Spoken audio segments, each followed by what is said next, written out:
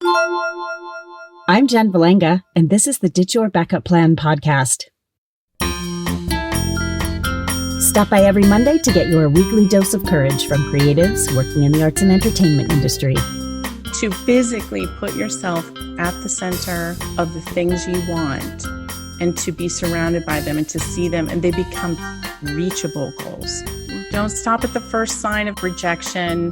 Learn as quickly as you can to acknowledge and accept that those feelings are going to be there and keep going. You have to see it to be it, or in this case, hear it. Today's episode 34 features Laura Camien.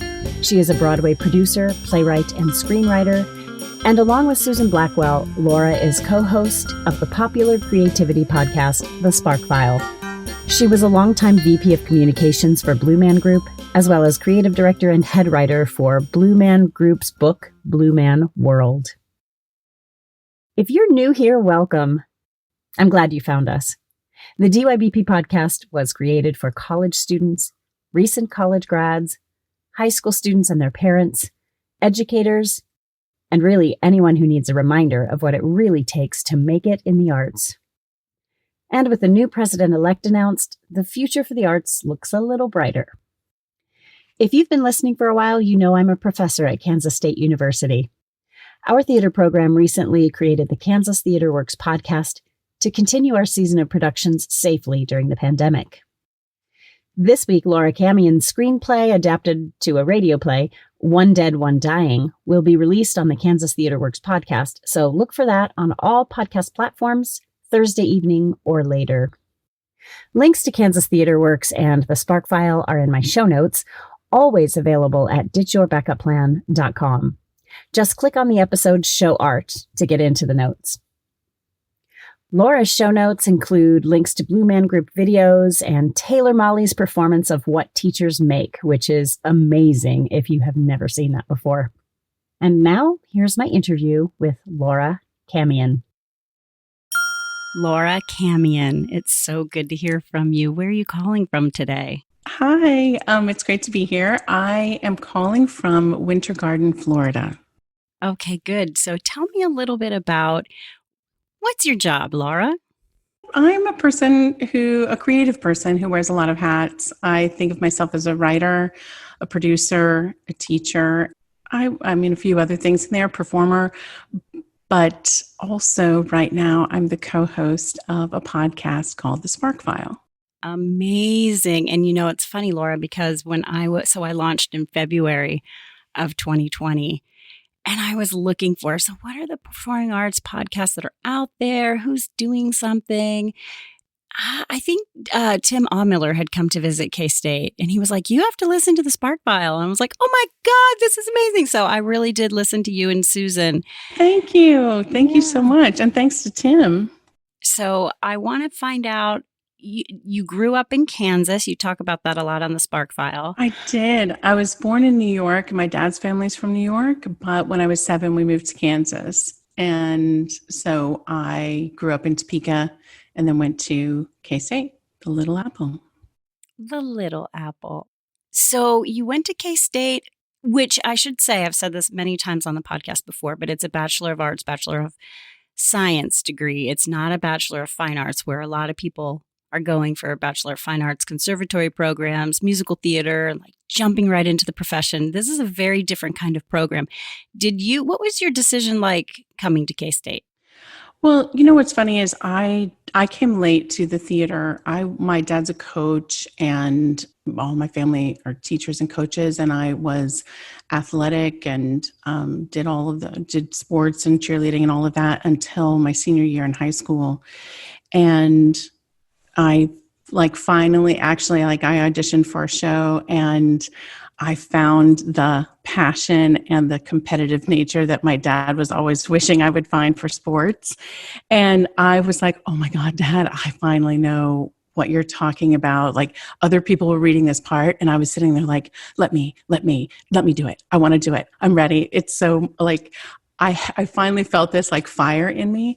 And so I started like the very end of my high school. And so when I went to K-State, I didn't think at all, like, I don't know, I had so much reverence for it, and I just assumed, like, there's just so many people who have been doing it for so long. I didn't think that I could actually do it or would do it. So I think I was enrolled in like psychology or some sort of related thing, and I was on the speech team, and it's proximity there. It's speech, communication, and theater, or it was at that time. And I started dipping my toe into auditioning and performing. And what once I did was like, oh, this is it. Like, there's just nothing else for me. This is it. And I was just so thankful that, there is a place where, and I know many other K-Staters who've gone on to do incredible things in film and television and theater that were like, didn't come to K-State with that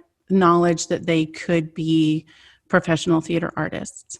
And the welcoming nature, I think, of the department and the accessibility to it, I guess, really helped a number of us develop our skills. And I tell this story all the time. It sounds obnoxious. It's not. This isn't about me or my talent, but I do tell this story because it's about K-State. Out of school, I went to LA and I was in some shows and I took classes, and then from LA, I moved to New York, where I took some classes and did some shows. And everywhere, they were like, say it again, like, where did you train? And I'm like, Kansas State University. I went to Kansas State. I went to K-State. I'm really proud of it.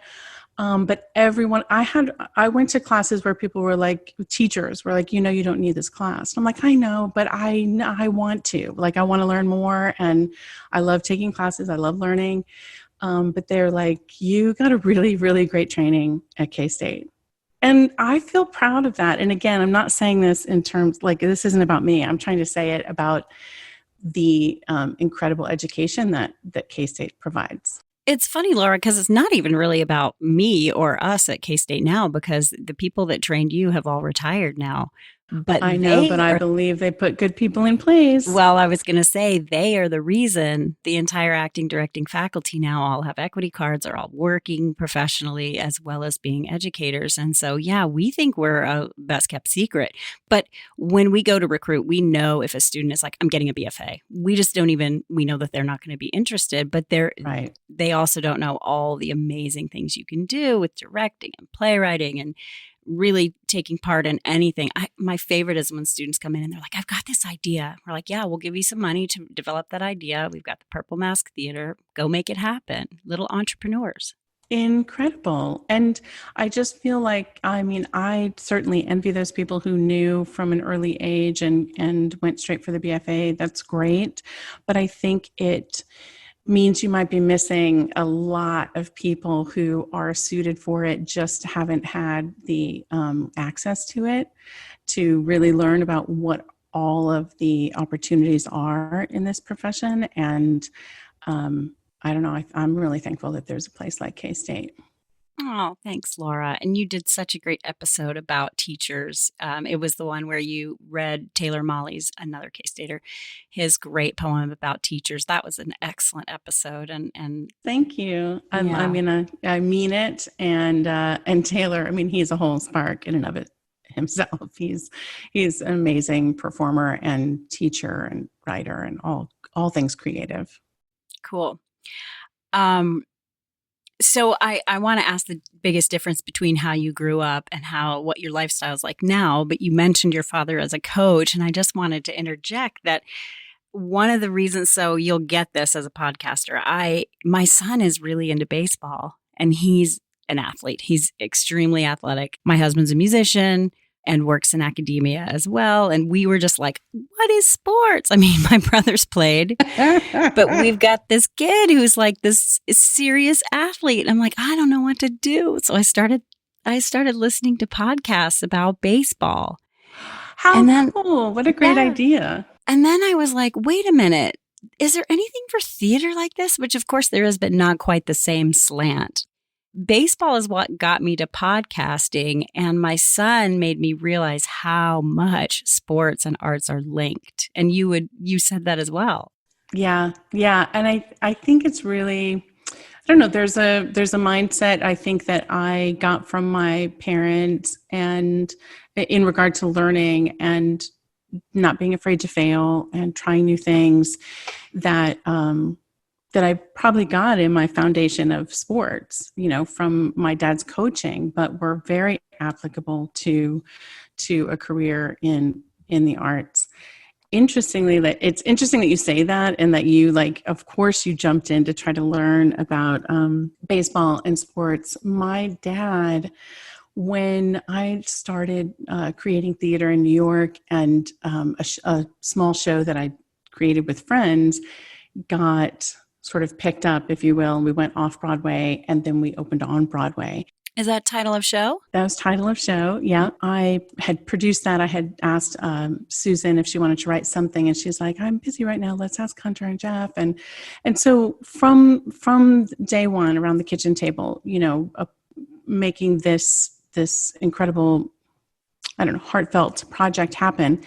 And we get it to Broadway. It takes years, obviously, but we get it to Broadway, and my family's like, oh, that's neat. That's great. And my sister, that little project you did, it was so great. That's neat. I don't know, that's lovely. And my sister tells me that she calls my dad and calls family members and you guys understand this is kind of a big deal. I mean, Laura's not going to say it, but I think we should probably go to the opening. It's pretty big. And so my dad calls me, and he's like, hey kid, I'm so sorry if I didn't show enough. He's like, I just don't know. And I love him so. I'll never forget this moment because it was so vulnerable and so honest. He was like, the truth is, I just don't even know what I don't know. And I don't know how to ask you about it, but I want to know everything. Oh, that's so true. That's the thing. Yeah, that got me. That makes me cry. And I just love him for it. It's so his style, of course, to just be like, well, I'll just throw myself into this and figure out, I'll learn about it. If Laura's, inspired by this and working in this industry, I'll just learn. And it sounds like you're doing the same thing, which is really, really cool. I'm trying, but I still say he's in stage left. He's in the left field. And my husband will be like, no, that's right field. I'm like, but that's stage left. Why do they say it like that? Do you have your costume? Did you wash your costume? Yep. Yeah, definitely say rehearsal instead of practice. It's hard. Yeah. I mean, that whole thing of parents and now I'm so worried right now because parents who don't know anything about the arts are not going to send their kids in that direction. It wasn't like any parent's first choice to begin with, because it already had a reputation for, starving artists, which is a term I wish we could just, dispose of entirely. This podcast is stories of rewarding careers between starving artist and celebrity, chosen specifically because everyone thinks you're a starving artist or you're a celebrity, and there's nothing in between, but it's all in between. It's so true. It's all in between.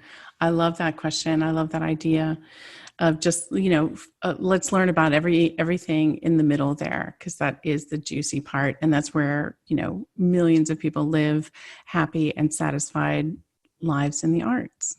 And will again. Without a doubt. I mean, we're humans. We crave human contact and human stories far too much to ever, for it ever not to exist. I have absolutely no doubt it's going to come back. Yeah, of course it will. It always has. So in terms of your growing up, is the lifestyle that you live now, you're sort of Florida, New York, going back and forth, is it similar? I mean, if your dad was a coach. Not at all. I didn't even know someone could, what I know now that I didn't know then is that you really can make your life, and you can make the lifestyle that you want, that works for you. And for me, it is Florida and New York. And, like you said, I fly back and forth, not so much for the last 6 months. I've parked myself in Florida happily, but I'll return to New York as soon as, it's time to do so. But I didn't know this was possible. I think a lot of really, most of my career has been spent at Blue Man Group. And I was fortunate enough to start with them when they were literally just a tiny off-Broadway show in New York. And I remember that at K-State, Kate Anderson had gone to New York and seen some shows. And I remember she mentioned having seen this thing called Blue Man Group. I didn't know anything else beyond that, except it sounded a little weird. And then when I moved to New York, this is a ridiculous story of good luck. And I mean, it is honestly crazy. But back in the day, it was fax machines were how you sent over your resume to people. And I had a list of all the New York City theaters, and that it was alphabetized. And I knew I wanted to work in the theater. I wanted my day job to be in the theater. I was going to be performing at night and on the weekends and doing things. So I was like, I just want it to be all theater all the time. And so I arrived in New York on a Sunday. Monday morning, I got up and I'm like, I'm going to call each of these theaters and get their fax numbers and fax my resume. I called the very first theater. It was the Astor Place Theater, and Blue Man Group was playing there. And someone answered the phone. It's so New York. They answered the phone. I barely understood what they said. Just like every box office stereotype in the world. But I heard something like, Astor Place Theater, Blue Man Group. I was like, sorry? And they said, Astor Place Theater, Blue Man Group. And I said, oh, I'm sorry. Do you have a fax machine? And they said, yeah, why? I said, I just would like to get your fax number so I could fax over a resume. And they said, oh, you are looking for a job. Hold on. And I literally said, no, like I wasn't going to talk to anyone. I was just going to fax my resume. You're my test run. No. It was my first phone call. No, thank you. They transferred me. Thank God they did not listen to me. They transferred me to the woman who at the time was doing casting and HR and 10 other jobs, because it was, a small off-Broadway show that couldn't believe how fast they were growing and how, what a huge success they were. And she picked up the phone. Her name's Carrie. I will never forget. We talked for like 45 minutes, like we were just going to be friends. And she's like, well, I can't promise, like, we don't know what the jobs are going to be. We just know we're going to be hiring people. Maybe like, could you come in tomorrow and meet everybody? And I was like, yes. Okay. And Jennifer, I never made another phone call. I never called another theater. Oh, that's so lucky. It's so crazy. I went in, though, I met people. I was willing to work, obviously, and worked hard. And that company, I mean, it's a crazy, crazy opportunity that I got, because all of this relates to like growing up in Kansas. Yeah. I didn't know anyone that traveled abroad, I don't even know if I knew anyone who had a passport. And suddenly I'm working at this company that is growing so fast. And like, we opened in Boston, we opened in Chicago, we opened Las Vegas.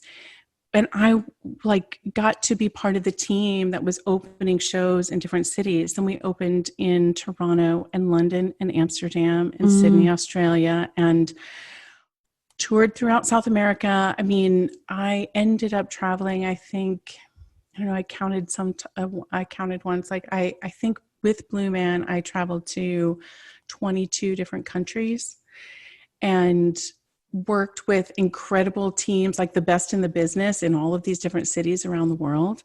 And I never would have imagined, every time I went, I thought, well, this is great. This is nuts that I get to go to Argentina. This is the only time I go to Argentina. I mean, clearly, I'll just go this once.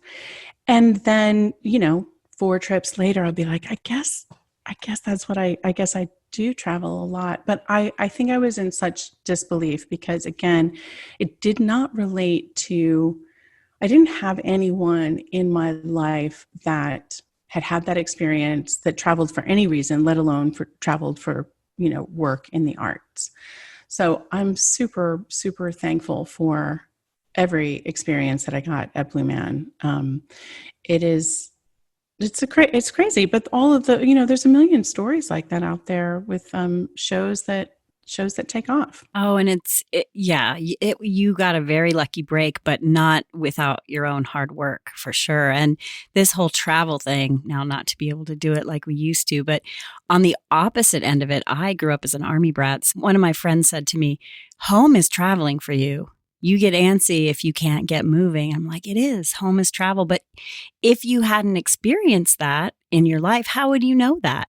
That's right. There are many times that I think a military lifestyle prepares you for an arts lifestyle because there is so much getting up and moving. When you have access to all the different perspectives and cultures and visuals, even, it would totally make sense to want to express those experiences artistically. And share them. Yeah. How do you define a backup plan?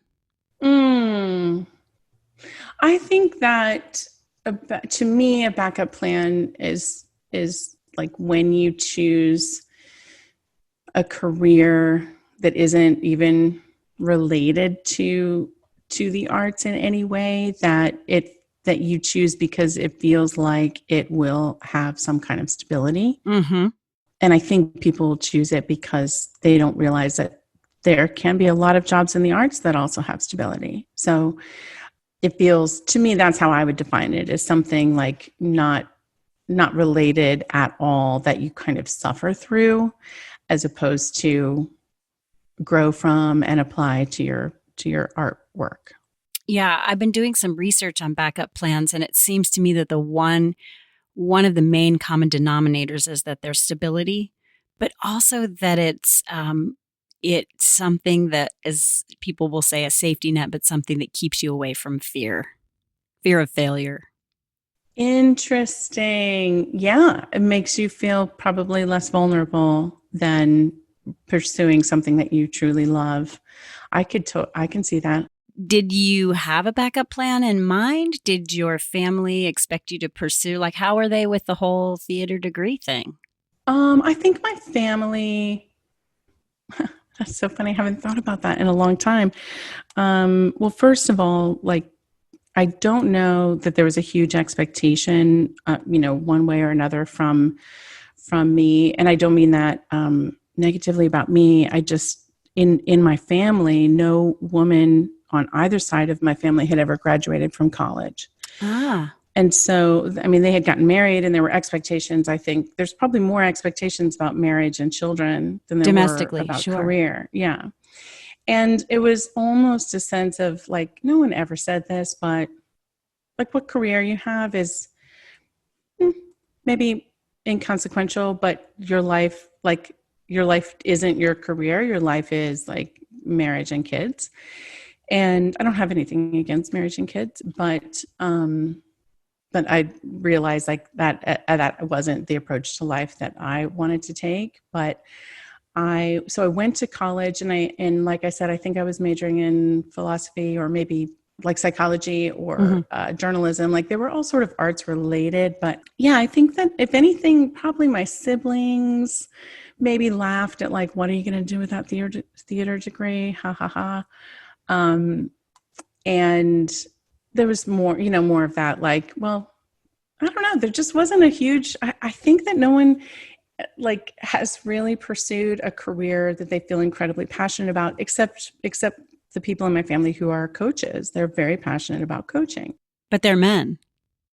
They're men. That's right. They're men. And so there wasn't a woman in my mom worked and instilled in me that the importance of, being self-sufficient.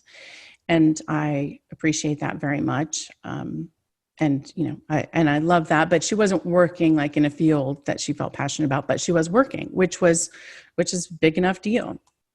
So anyway, I graduated and, no one had any sort of, I think, expectation, which kind of freed me up in a way. But I also married young, right out of college. And I think when I reflect on, and I also divorced very young. So it was a really quick realization for me of like, oh, nope, nope, nope, nope. I did the wrong thing. I made a mistake. And I think it was shocking to everyone around me, but I had this realization that I was like, oh, I think I did exactly, sort of subconsciously, oh, it's okay if I pursue some of these crazier ideas as long as I also tick all of these boxes that will make everyone else feel comfortable that I'm going down the path I'm supposed to be going. Like I met a lovely man in college and married him right after college. And like, it's all happening as it should. And then when I realized like, oh no, we moved to New York and I was like, oh, I think this was my goal. This is where I want my focus to be. And I was like, yeah, I really made a mistake. I'm realizing now I'm like down this train of thought, realizing like, with respect to everyone involved, the most amazing human being. And I was really, really lucky to have him in my life. But at that time, like, I just realized like, oh, this is going to be a choice for me right now on where I want to put my focus. But I think that's when my family started to feel concerned about me, because then it's like, wait, so now you live in New York, you're not married, and you're not going to be having kids anytime soon, and you're pursuing the arts. Like, do we need to come there and help you and, like shake this out of you? What are you doing? A little intervention, Laura. Yeah, I think I scared them in that moment. Yeah. Yeah, because it's not scary until it is. Nobody thinks you will do it. That's right. And then, so when I first started working for Blue Man, and my family, I'd come home for Christmas and my family would be like, okay, the Blue Man's one of those things, like the more you talk about it and try to describe it, the weirder it sounds. Maybe 4 years later, like we were opening in Las Vegas, we were doing these national commercials, and suddenly all my family members from near and far were like, can you get us tickets to Blue Man? And then I think my parents were like, what?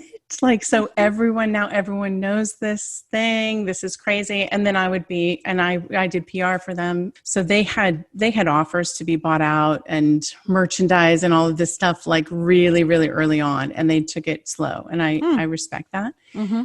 But we would be doing, like, my sister lived in California. So I'd be like, I'm going to be in California. We're doing the Tonight Show, or we're doing Ellen, or we're doing what have you, the Emmys, and, all of these. And I, as a communications person, I was their PR person, and I was on the red carpet and setting up the press junkets and doing all of that stuff. And it was super fun. And again, my family were like, I guess at a certain point, I remember my parents saying like, they admitted, they were like, this is the weirdest, but you are one of the kids like we don't worry about. We just don't worry about. You're fine. You're doing great. And we stopped worrying about you a while ago. And I was like, oh, thanks. Good to know. I didn't realize, I had been a concern, but I mean, it makes sense. When I look back, I moved to New York with like $400 in my pocket. And I thought, it's $400. Like that was probably the most money I'd ever had at one time. So it was not crazy. And there's always a survival job in New York. True.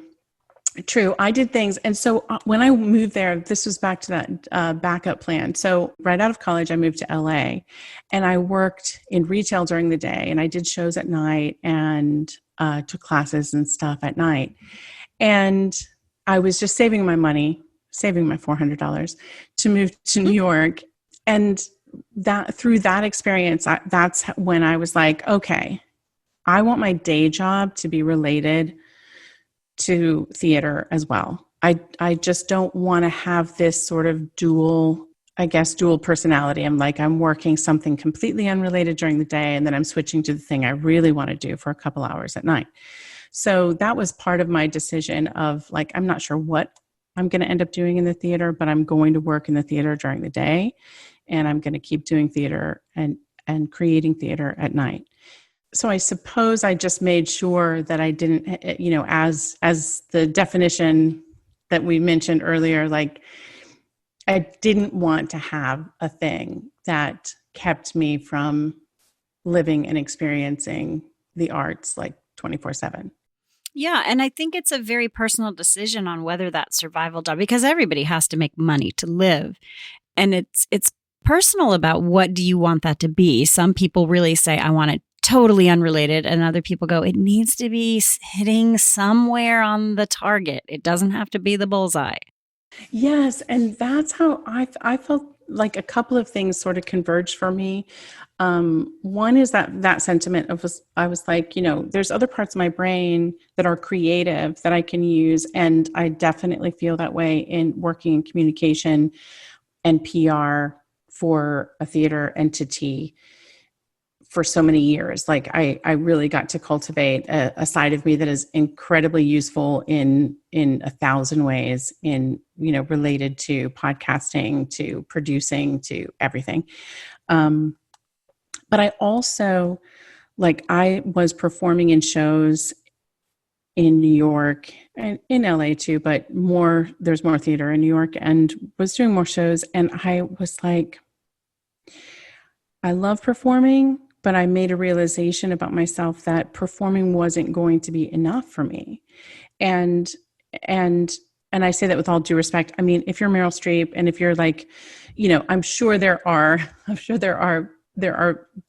situations where you're like, this is all I need. This is fulfilling in every way. And I don't doubt that. But as a person beginning their career, what I felt was I needed to have more say in my career trajectory.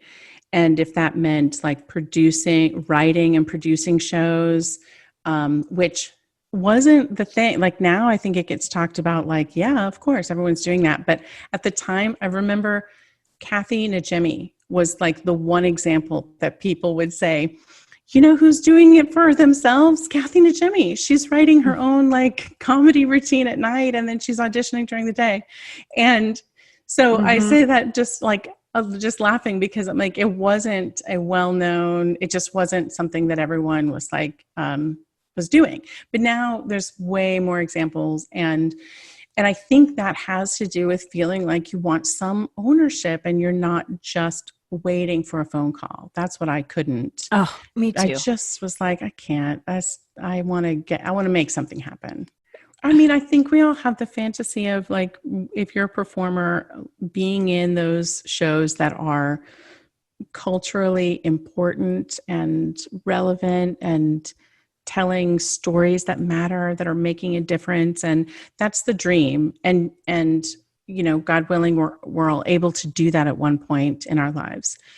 But then there's months, if not years, of playing a part, telling a story that someone else, wants told and needs told, but that you don't necessarily feel a connection to, or isn't, groundbreaking. And I still, I'm trying to find a way to say this that isn't disparaging about any of those stories, because I think they all should get told and want to get told. Right, but it's not your affinity necessarily; it's someone else's affinity, and it's you are employed, and so you're an employee, and you have to tell that story. That's right. You're not always going to love every story, and you're not always going to feel like I'm doing important work. It too can become just a job if you don't have that emotional attachment to the project you're working on. Mm-hmm. And you're not always that lucky to get those. Well, you don't get those every single time when you're a performer. I think you and I are both curious people. I can find anything to be curious about for a period of time. Maybe some of those people who make it a lifetime are endlessly curious about all aspects. Yeah. I think so. I think that I think any job in the arts kind of requires that, and that we all innately have that for each other, an interest in humanity and other people's stories, and new ways to tell them, all of it. What do you think the biggest risk has been that you've had to take? I think the answer is in something we already mentioned, and that was the real turning point for me. The real deciding moment was just when I determined I'm 100% in this. I'm going to admit that I made a mistake in getting married, and $400 in my pocket, committing all in to New York. And if it wasn't Blue Man Group, it was going to be some other show, some other theater, some other project that I threw myself into and worked hard for. Some other theater at another letter in the alphabet. That's right. I might have gotten all the way down to maybe the Nederlanders. I don't know, but someone, like, I really do believe, and I do credit my work ethic, without a doubt. Other things people have said to me at every juncture in my career, like, you definitely, like Midwesterners, we know each other. We work hard and we're kind and we're graceful and we're committed. When we're in, we're in. And I think those attributes have really served me well in New York. It pays off. Yeah, I don't doubt that's been the case for you for sure. I can't tell you the number of times I ask that question, what's the biggest risk? And they say moving to New York. I ask a lot of the same questions and I'm collecting this data.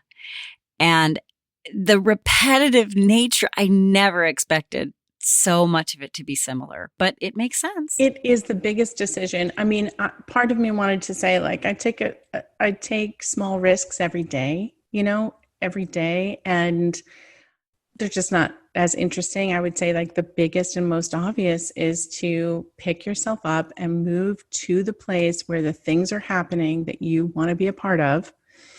And for many of us, that's New York, but it could be many other cities. It can be Nashville. It can be LA. It can be, many, many places, but to physically put yourself at the center of the things you want and to be surrounded by them and to see them, and they become tangible. They become reachable goals. You mentioned travel earlier, but I'm curious if there are other unexpected rewards that you've gained from your journey. I think confidence. I'm guilty probably of leaving Kansas with a lot of self-doubt, with a lot of assumptions that, I don't know if this is true anymore, but when I was growing up there was a definite undercurrent of, like, on this belief system that anything that's happening on either coast is probably better, smarter, more talented, there was sort of a revering of things that anyone did on either, in LA or New York. And so I had that little chip, and maybe that little chip on my shoulder, motivated me. Maybe it just brought self-doubt, but time spent on both coasts has given me this confidence that, going back to the very first thing I said about K-State, it's given me this confidence that I do have the knowledge, I do have the foundation of, my education and my, natural ability and my work ethic. And all that is enough. All of it is more than enough. And I just need to trust that. And I didn't know that. I guess when I left Kansas, I didn't know that. I think that's still a mindset, except that I think students are very willing to go to Chicago and Kansas City, which I don't think was as big of a thing back when we were in school. Yeah. I think Chicago seemed really like edgy and underground to go do that. Well, now it's, it's really New York, Chicago, LA. I don't know if you agree with that. Yeah, I do. I mean, a couple of people from our class, including Eric Stone Street and Jennifer Grace, and a few people moved to Chicago. And there was a sense from them, even, this wasn't me putting this on them, but from them that, like, well, it's a smaller pond and I might have a shot at, like, making a name for myself there first. Mm-hmm. It wasn't so, like, intimidating, I guess. So there was definitely that feeling. And yeah, I think Chicago is an incredible, incredible hub. And I don't even think, like, you need, like, I guess what I'm saying is then, I don't know about now, but then there was a feeling of, like, it could be a stepping stone. Mm-hmm.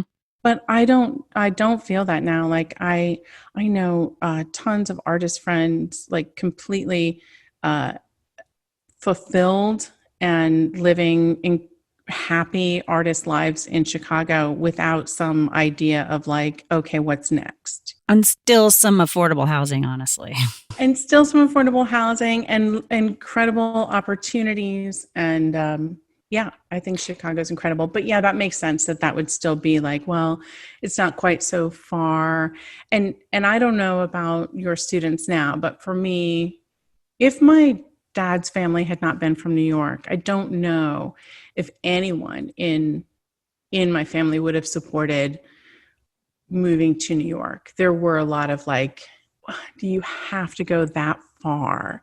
Does it have to be all the way over? Isn't there anywhere closer? Can't you do what you want to do from somewhere else? There was a lot of that. Yeah. For sure. I mean, what happens? So it's the see it to be it question that I'll get to in a second. And I end up asking students a lot about and I do these workshops at thespian conferences and so forth. Well, I always ask something like, okay, who do you know who's doing art full time in your community? And it's always teachers, which is an amazing thing. We have to have teachers. They're the ones that spark it in us for the first time. But nobody knows an artist. And in New York, Chicago, LA, even Kansas City, somebody is the prop master over in such and such a theater. Somebody has a job. My God, in LA, everybody's a screenwriter, right? And making a living at it. That's right. And in Kansas, you don't have those jobs very often. I remember when Blue Man went on tour with this like rock concert, like arena tour, basically. It wasn't a theatrical tour. It was like 14,000 seat arenas.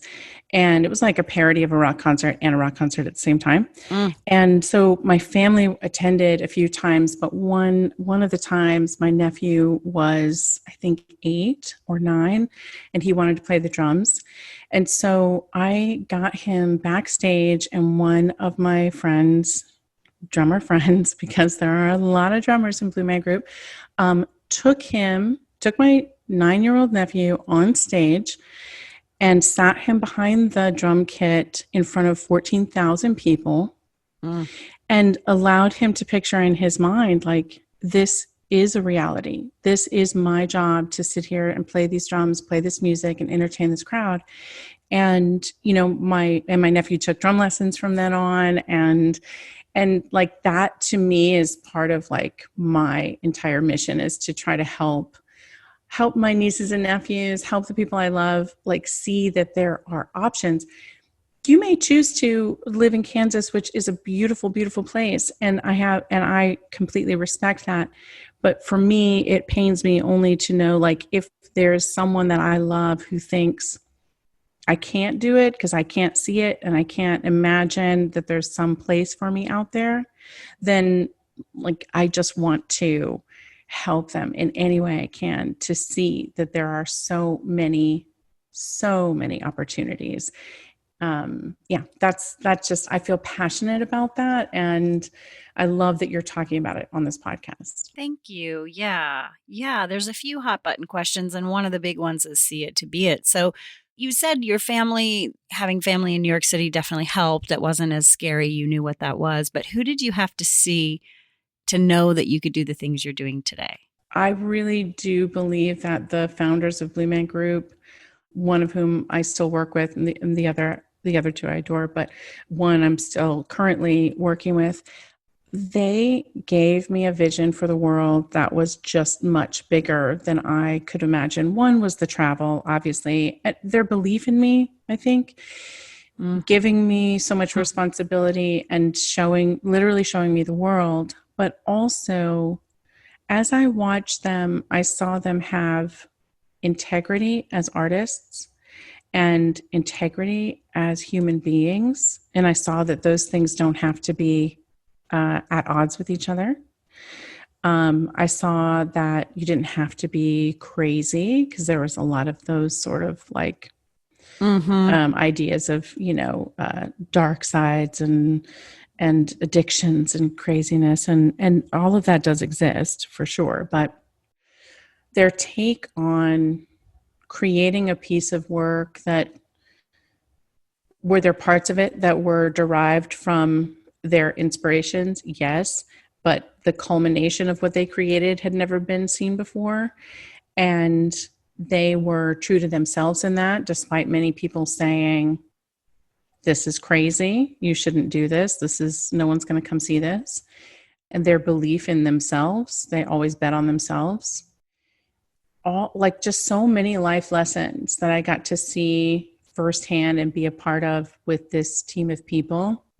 And then the other thing that was really, really interesting to me is that these three guys created the show where they could have all the trappings, I guess, of the accolades and the roaring crowds and the exhilaration of performing. And then they could take that blue makeup off and just be themselves on the streets and no one would know. And that was the opposite of what everything, that my brain had taken in previously, which is about, fame and celebrity, exactly. And these guys were like, no, we don't want that. It was actually Penn and Teller who came to the show and said to them, like, no, this is genius. You guys could replicate. Who's going to know whether it's you performing it or someone else? And they were literally like, record scratch. We could train other people to do this. And that's how the show has survived, nearly 30 years. They, eventually, when I was there, they were still doing the show, but they eventually were training others and handing it off to others to perform. But they weren't in it for the celebrity. And I just found that to be fascinating too. I think I just named, 14 different things, but I learned a lot from them and feel very thankful that they helped to shape my idea of what an artist could be and how you could live as a creative in the world. Yes, and going back to Tim Aumiller, who came to K-State to do a workshop, a Blue Man Training Center style workshop, the deep listening and awareness and acting technique that comes with the Blue Man training is it's incredible. Yes, it is. It really is. And I think that training center, which I know you've been a big part of that, and the training centers in Florida or several places? Well, the primary one was in New York, that Tim oversaw, but the training goes on in other places. I think when a Blue Man is ready for it, then they'll go to a city and continue their training process. But primarily it's in New York. That's the other reason that it can be replicated, is because the training is so rich. That's right. And they had, long time employees, some performers, some directors who were so completely committed to that, and that training process. That was another thing. Like they kind of rewrote the book in every way. They were like, we understand how theaters are run typically, but we could run it differently. We understand how this is done typically, but we could do it differently. And they were fearless about that. And I didn't have that fearlessness. I had, grown up, like you learn how to do something, you do it right. You check all the boxes, that concept of like doing it the way you're supposed to do it. Because school teaches you that. That's right. School teaches you that. And these were guys that were like, we don't have to do it that way. We don't have to do anything that way. And they figured out which things it made sense to not reinvent the wheel, which things it made sense to, put their own spin on. And I guess I just appreciate so much their vision and getting a glimpse into that, and more than a glimpse, getting to work like that for 2 decades. And I think I put those principles into play for, everything that I do. Yeah, I would say it's more than a glimpse. You've been a major part of that company at this point. I mean, yeah, it's been my life. And also, like, I got to write the book. We finally wrote a book like 25 years in, and I got to be the head writer on that book. And I wouldn't have, I wouldn't have dreamt that I could. I just wouldn't have dreamt. And I'm just really, really thankful for all the opportunities. I think they, on a daily basis, have helped me to see it to be it. Amazing. Would you talk about the Spark File a little bit? So the Spark File, the podcast is a podcast all about creativity, and I co-host it with my dear friend and Broadway TV film and actress, Susan Blackwell. We are obsessed with creativity and with creatives. So there's a couple of different things that we do. One is that the Spark File is, to us, the place where you put all those little bits of inspiration and ideas that come your way throughout the day. And so each week we share a spark, and we're very much of the mindset that, ideas are everywhere. They're free, they're fruitful, they're meant to be. The muse might visit you, but if you're not going to take action, the muse is going to move on and find someone who will. So we're very much about sharing the ideas, and any ideas that we talk about, people are free to take it and make it. I love that. Each week we will exchange and surprise each other with a spark from our own Spark Files. Alternately, we will talk to creatives of all genres about their approach to their work and how they process failure and what inspires them, all of that. So everyone from, the Lin-Manuel Mirandas of the world, Eric Stonestreet is going to be in our next season. Themes that thread throughout everyone's work, the fear, the insecurity, the doubt, no matter how big your career is or how successful you get, those things don't exist. I mean, those things don't go away. They still exist. And the only difference is that how you learn to deal with them and how you learn to either put your attention on them or not. Yeah, it's so fun. It's like when I first started listening to the Spark File, I was like, we're doing cognate things. Mine is like the training wheel version of the Spark File for those who don't even know that there's creativity for them to take and make yet. I think it's crucial though. They do go hand in hand. First you have to start imagining that you can be a creative. And we define creativity, by applied imagination that works for the powers of good. So you can apply your creativity to the meal that you're cooking tonight, or your paint by numbers that you're, working on. You don't have to be a professional artist. Everyone's creative. That's right. And we truly believe that creativity and self-expression are a vital part of a healthy and fulfilling life. Oh, yeah. And there's research on that now that's now telling us that, which we've already known. Yep. We've known it in our souls, Jennifer. We know it. So are you a starving artist or a celebrity? Very definitely neither one. Thankfully, I'm not starving. I have a good life, and working hard has provided that. But also not a celebrity by any means. Maybe with my nieces and nephews, but that's it. Which is really sweet. But no, not at all. Neither one.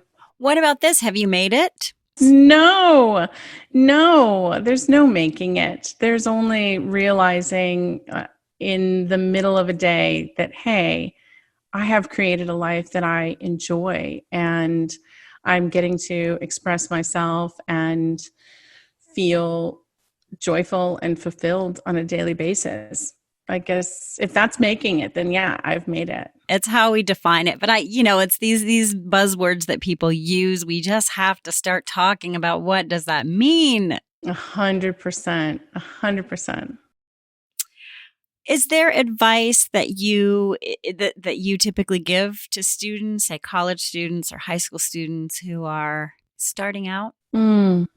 Go confidently in pursuit of your dreams. It really is about focus and working hard and sticking with it. Don't stop at the first sign of a no or the first sign of rejection. Learn as quickly as you can to acknowledge and accept that those feelings are going to be there, and keep going. Love that. Can you talk about One Dead, One Dying, your screenplay? Sure can. I'm so excited to hear your students say these words and bring this story to life. This is super fun. I love to write about true stories, inspired by, true historical events, but then, maybe embellished by me. But this, or maybe not so much embellished, but, you have to imagine, you have to fill in like what might have happened, I suppose, since we'll never know everything. But One Dead, One Dying is a story of small town in Missouri that had one of the largest like police shootouts in our history. It was sort of wiped off the front pages. It was in 1930, and it was wiped off the front pages by like the next day. I think Lindbergh's baby was kidnapped. So it has kind of gone unexamined in history. But it really is a tale of, what happens first? Does the criminal get created by our justice system, or is the criminal born that way and just try to evade the justice system? And I think it's kind of particularly relevant right now in terms of the conversations that are happening. Unfortunately, like so many other topics, it's like 100 years later and we're still grappling with some of these concepts. And that's a bummer, but I definitely like to use history to explore like what's happening now. Yeah. That's really exciting. We're going to have that on our Kansas Theater Works podcast. By the way, I just subscribed to Kansas Theater Works podcast, and I'm super excited. Yeah. Also, fun fact, Jennifer, I just talked about it on the Spark File. When did you start back? We're not really back. We launched like an episode that's sort of like reflections on season 1. We called it, previously on the Spark File. We just did some updates about topics that we talked about last season and sort of what's happening now. So we just did that to sort of, it's kind of a tide us over episode until we launch season 2 in November. So what we were talking about on the Spark File is this genius idea of turning your theater season into a podcast and doing the voice work. I mean, there's so much that students can learn by doing it just vocally. And I can't wait. Oh, I'll go listen. That's awesome. Thank you for the shout out. So what else are you listening to or reading? I'm reading something right now that's blowing my mind. It is called How to Do Nothing, and it's by Jenny Odell. And Jenny Odell's an artist herself who sort of grew up in the tech world. Her mom's in the tech world. She grew up in Silicon Valley, where it's like all tech all the time, but you're like an arm's length from nature. And so her artwork it uses all digital technology to talk about nature. And so she's an interesting artist in and of herself. But this book, I have to say, someone told me about it and I was like, oh, okay, I could probably use that. I mean, it's probably a book about like how to do less and stay calm and stop trying to be an overachiever, right? Okay. And I thought like, I need that. I should get more Zen. But it's not that. It's so much more than that. It is really about the power of where we put our attention. So when you're conscious of, say, the time that you're going to spend on social media or the time you're going to spend obsessing about something, like you actually have control over who gets your attention and how much of it. And that's a really empowering concept. And I'm only like a chapter, 2 chapters in, and it has already like reshaped how I think throughout the day. I saw you post on Instagram about that. I'm going to get it. I haven't gotten it yet, but it reminded me of one I read a couple of years ago called Rest, Why You Get More Done When You Work Less by, I'm going to butcher the name, but Alex Soo-Young Kim Pang. But also I thought, okay, I need to, do a little, but what's sparky about it, Laura, is that it's all about these people throughout history, which is why I think you would really like it. And how they organize their day. But there's all these people who are also historical figures that really crafted their day around, 3 to 6 good hours of work, and the rest was like an opportunity to enjoy nature and think and reflect. And I really responded to that. I think you'd enjoy that. I'm going to get that next. I really am, because this shutdown period has helped me to change the pace a bit. Like I'm still probably doing too much, but I have now I crave slowing down. I crave walking out among the trees and getting some fresh air. I crave it, and can see now how much more productive I am in the hours after that when I allow myself that. I wonder if people are really possibly taking a moment after this time to be like, all right, as we go back to whatever our normal is going to be now, can we consciously craft it to be more inclusive of these restorative moments, and maybe, just maybe, I'll be more productive and I'll achieve more by allowing myself those things that I've perhaps been depriving myself for years. Absolutely. It's going to be really interesting to see where it all ends up. It is. This time, whenever it really this is, time but ends. I'm a firm believer in, like, if we're going to rebuild it, let's be conscious. Let's make conscious choices of it. We get an opportunity as well. Yeah. Well, this has been so wonderful to talk to you on the podcast. I know that your words are going to help and just inspire so many people, Laura. If someone wants to connect with you or the Spark File, how could they do that? Well, you can always write to thesparkfile@gmail.com. You can find me there. You can find the podcast on iTunes, Stitcher, all of your quality podcast locations.